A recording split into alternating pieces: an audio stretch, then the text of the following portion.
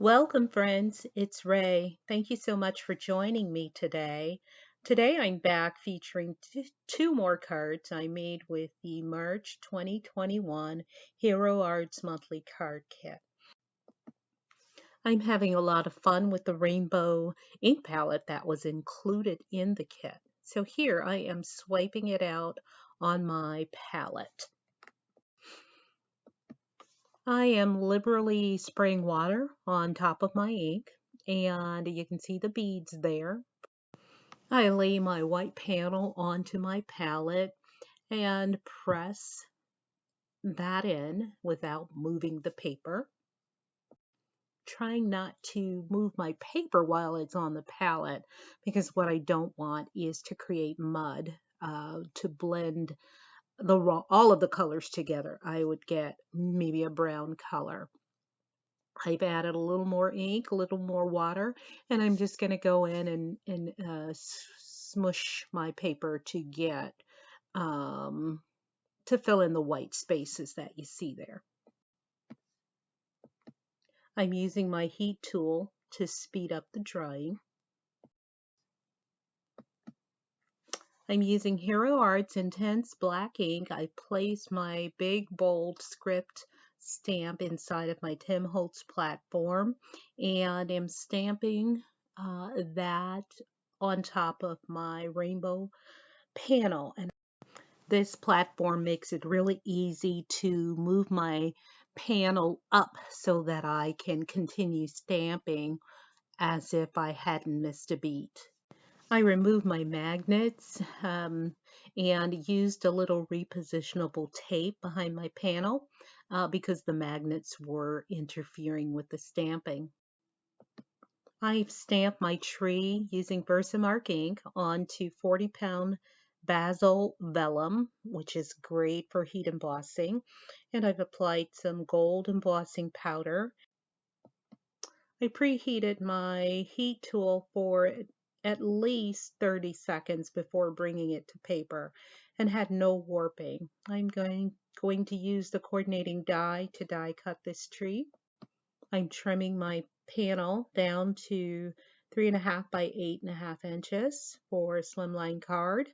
I am heat embossing my sentiment on black cardstock using that same gold embossing powder. I used a dry paintbrush to remove unwanted powder. I'm going to die cut my sentiment using a My Favorite Things sentiment die. Here I'm going to mat my panel onto some black cardstock, and I want the tiniest border possible. I find the easiest way to do this is to mount my panel onto the cardstock and then trim. I'm using tape runner on the back of my vellum tree, and oops, I tear my tree trunk, but I am going to disguise that. I'm going to keep moving here and using my tweezers to remove adhesive that may have gotten stuck in between the little leaves, and affixing now to my panel, trimming that down. And here I brought in my Versamark marker and just placed a line on top of the tear, and then some gold embossing powder and heat embossed that.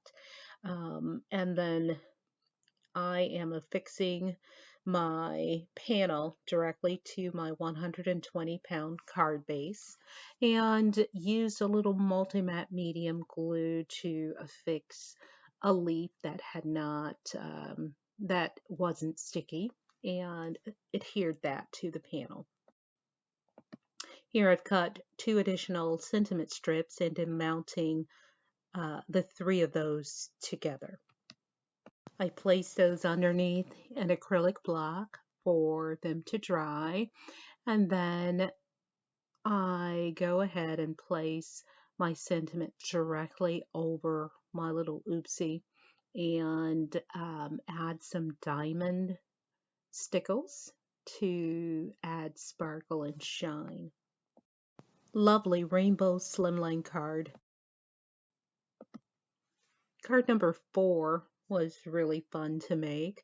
I start by prepping my panel for heat embossing and bringing in a woodblock stamp of books and using Versamark Onyx Black ink and placing that directly onto my panel. Lovely. And I'm going to bring in some clear embossing powder and heat emboss this. I trim down my panel, bring in my ink palette from the kit and swipe that onto my palette and bring in my water brush pen, add a little water from the pen to the ink and creating that same vertical striped lines, ink lines on the panel using my brush, and I just keep going and applying the colors and end up with a rainbow palette. Lovely. And there's some blending going on there as well with the inks.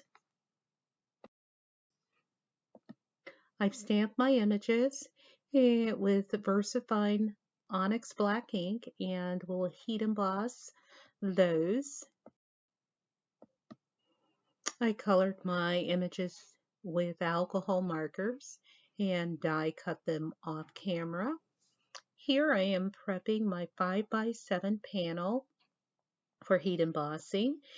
I'm using Versamark ink to stamp all of the little thought images from the kit onto my panel, and I'm trying to stamp off the sides and basically cover the perimeter.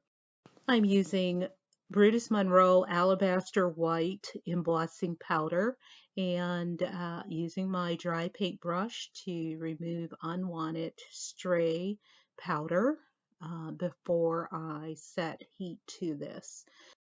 I use a rectangular die to cut out my panel and then have placed some double-sided tape on the back, adding some liquid glue just to the insides because this has been wet and I want to make sure that I don't have any puckers as I adhere this to my black mat. Then I'm going to trim that mat down and leave just a hint of black border. Mount this onto a white panel, leaving just a hint of white border. And then I will trim this down. Next, I trim down my 5x7 panel about a 1/4 inch off of each side. I use my larger slide blade trimmer to trim my 120-pound card stock for my base. And I always get what I call paper fuzzies, even though my blade isn't dull. And to get rid of those, I take my bone folder and I smooth that paper down, and then I use my mono sand eraser to sand the edges of that paper, and that usually smooths it out. Here I'm mounting my focal panel onto my matte panel and am placing my image of the girl in the chair, fixing that with liquid adhesive, and placing my table and then my little cat. I want him as high as he can get on the top of the bookcase, and that's where he wants to be. Next, I bring in my diamond stickles and just take that all the way around on my black mat to accent, give sparkle and shine there.